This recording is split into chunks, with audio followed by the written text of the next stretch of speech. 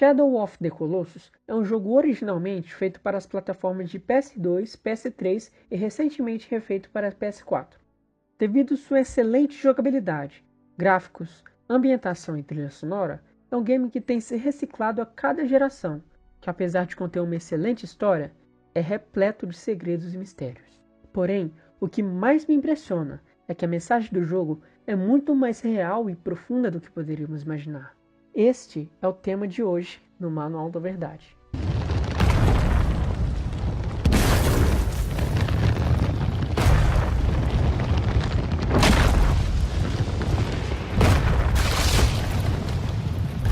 Shadow of the Colossus é um jogo cuja história é protagonizada por um personagem chamado Vander e sua busca incessante de tentar reviver Mono, a mulher que amava.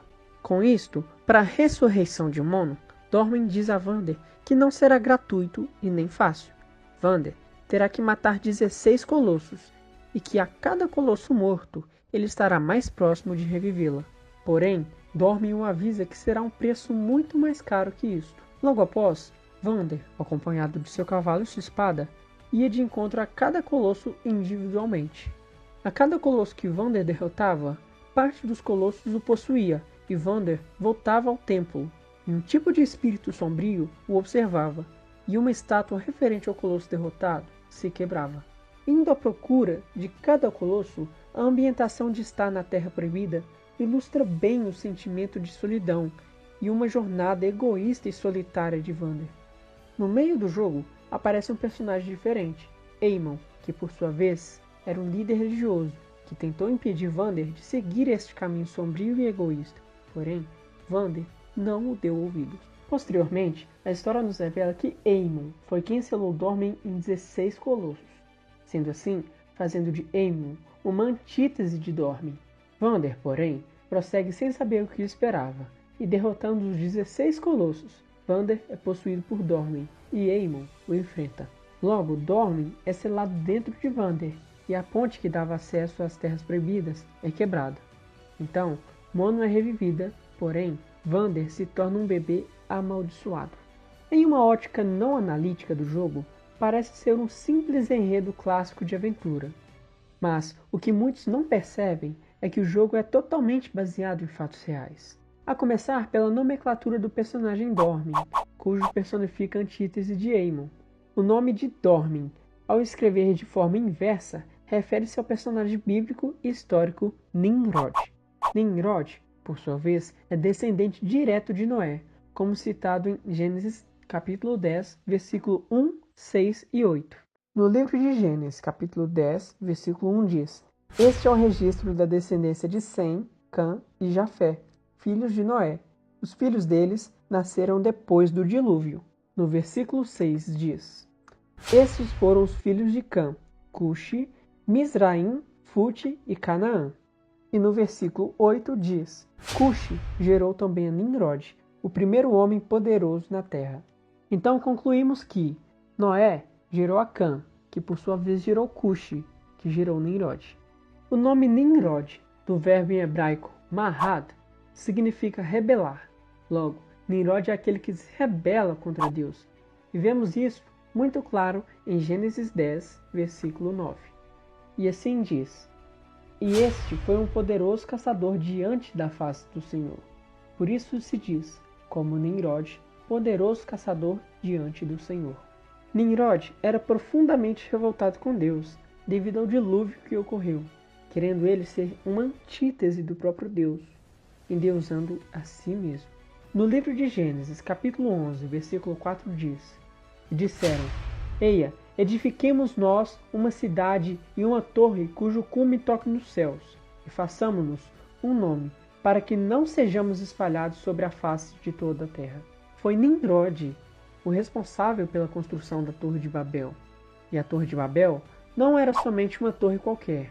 Na época, construções como estas eram chamadas de zigurates, templos cujo tinham o objetivo de adorar deuses pagãos. E, claramente, o projeto rebelde de Nimrod visava fugir de um novo dilúvio. O projeto do zigurate de Babel não somente visava ser tão alto que atingisse os céus, mas também rebelar-se contra os planos de Deus. tendo algo como uma monarquia absolutista, cujo o próprio líder seria Nimrod. Para atingir tal objetivo, Nimrod visava iludir as pessoas, dando elas falsos deuses para adorar, e depois se tornando ele o mais adorado e forte deus daquela região. A personagem Mono, por sua vez, representa nada mais que nossos desejos, objetivos orgulhosos e o inconformismo com o modo de Deus agir perante a humanidade. E, assim como no jogo, Aemon é a antítese de Dormin, por sua vez, Abraão é a antítese de Nimrod.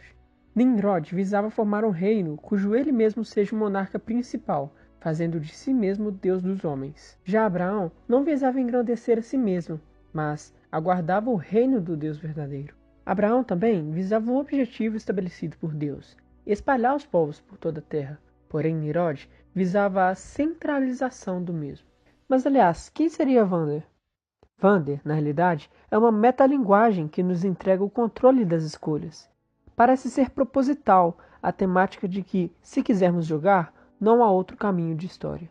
Nesse sentido, o próprio jogo em si representa o nosso mundo físico, mundo este que nos apresenta Dormin e diz que, ao enfrentarmos os colossos de cada dia, alcançaremos os nossos desejos. Ao matar cada colosso, é uma pedra a mais para a construção de uma torre de Babel.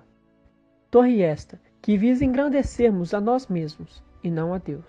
É Dormin quem nos apresenta a solução dos problemas, aquele que diz que, ao matarmos os colossos, atingiremos nossos próprios objetivos. Objetivos esses passageiros, seja ressuscitarmos alguém que amamos, ter muito dinheiro, um bom emprego ou um carro moderno.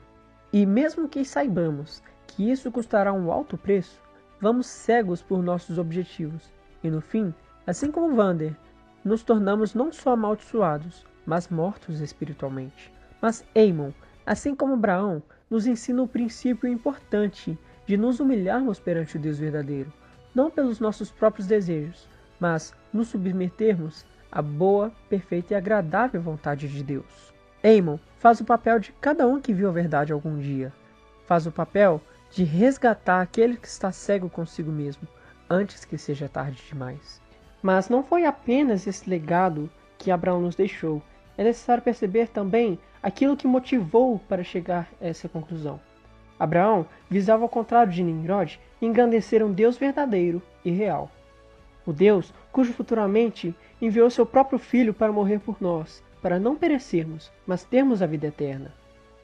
Um Filho que não há inteligência alguma, nem conhecimento, nem estratégia que esteja fora dele.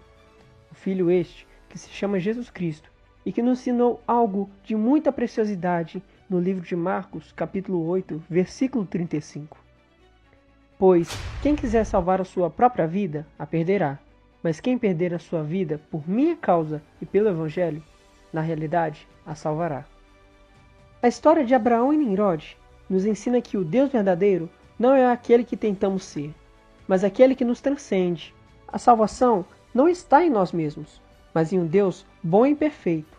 A salvação está em um Jesus que ainda vive e reina, e ainda é o único caminho para chegar até um Deus, não um Deus como Dormin, mas um Deus que ainda é verdadeiro e sempre será.